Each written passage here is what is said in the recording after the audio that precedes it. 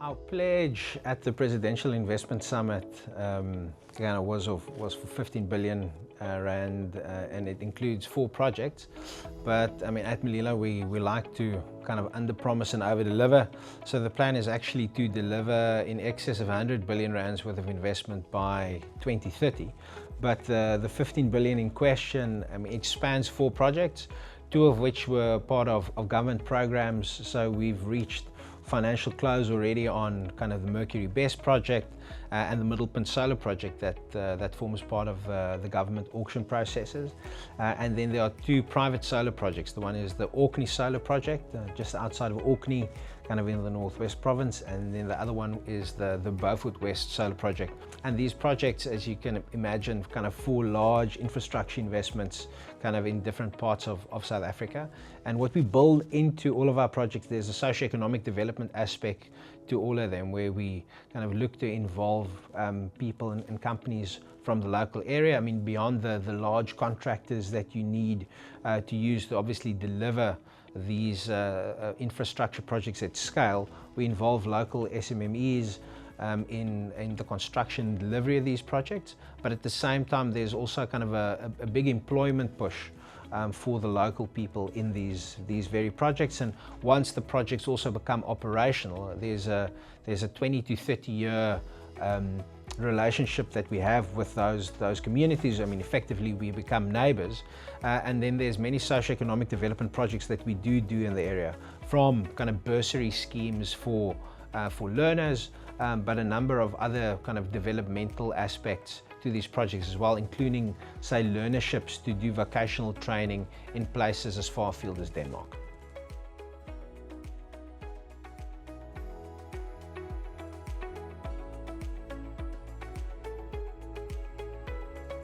South Africa is in a somewhat different position to the rest of Africa in terms of attracting capital for infrastructure investment and renewables in particular.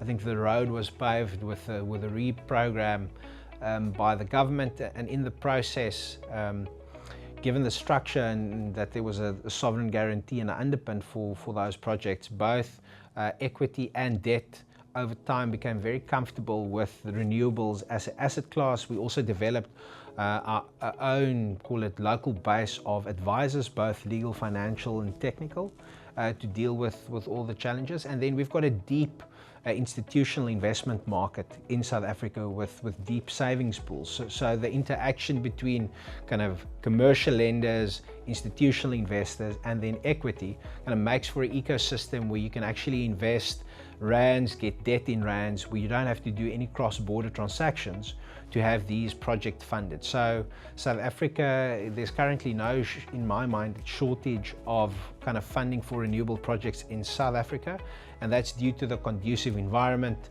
that we do have for investment, and the fact that kind of the government and Eskom has been paying their electricity bills kind of on the renewable side, and the same on the private sector side. So in that way, I mean, the industry has been able to attract vast amounts of capital.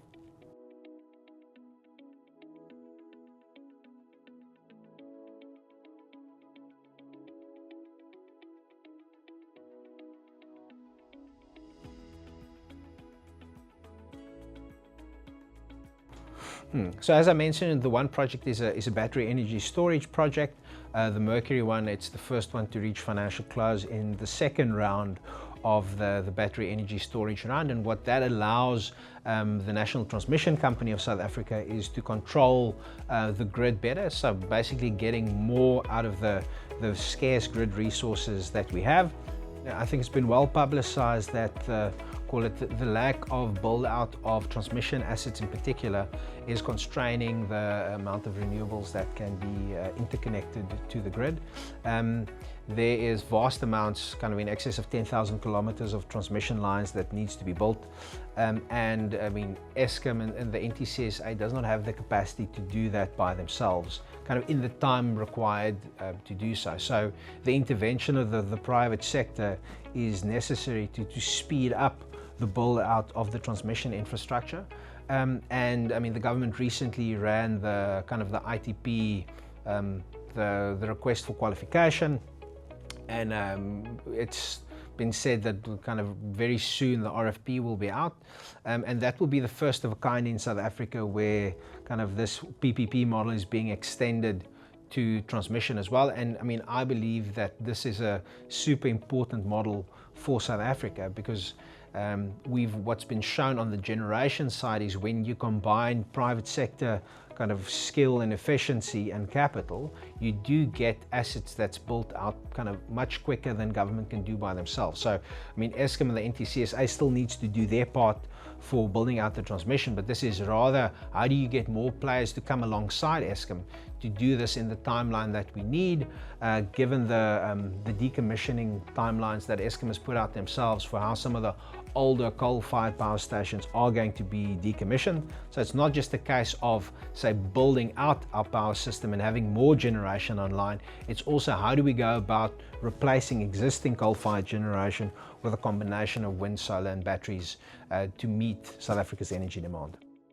So I think it's possible, but the build out of the transmission line would really be the kind of the challenge in that point. So there's gigawatts upon gigawatts of projects that's been permitted in South Africa for wind, solar, batteries and the like. And most of those projects are currently being constrained. So I think this is an important question, I think, in general for modern grids. I mean, I think the grids back in the day, they were built in an analog area, where, and also in a time where you had kind of large mechanically steam-driven machinery kind of providing inertia to the system to keep it magnetized and energized and providing all the grid services needed to keep a grid in balance, in real-time balanced generation and demand.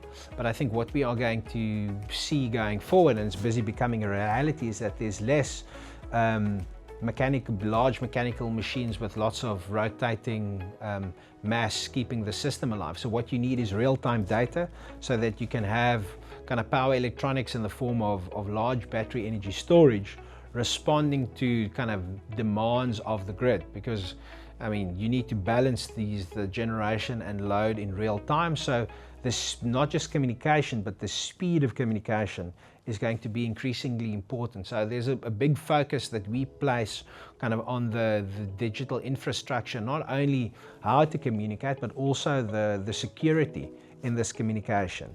So in terms of having the right kind of protocols and firewalls kind of in place, that you don't get locked out of your assets at the same time. And the integration with that, with Eskom's central control, is going to be super important for the system operator to be able to balance the grid at any point in time as weather systems move across South Africa. Kind of the wind blows, the sun shines, cloud systems move in and out, and how to direct energy then from various parts of the country, or dispatch batteries at that point in time, or call for grid services into the market, especially with the advent of SAWEM now coming into the picture. So this is kind of part and parcel of all of the projects that we build now.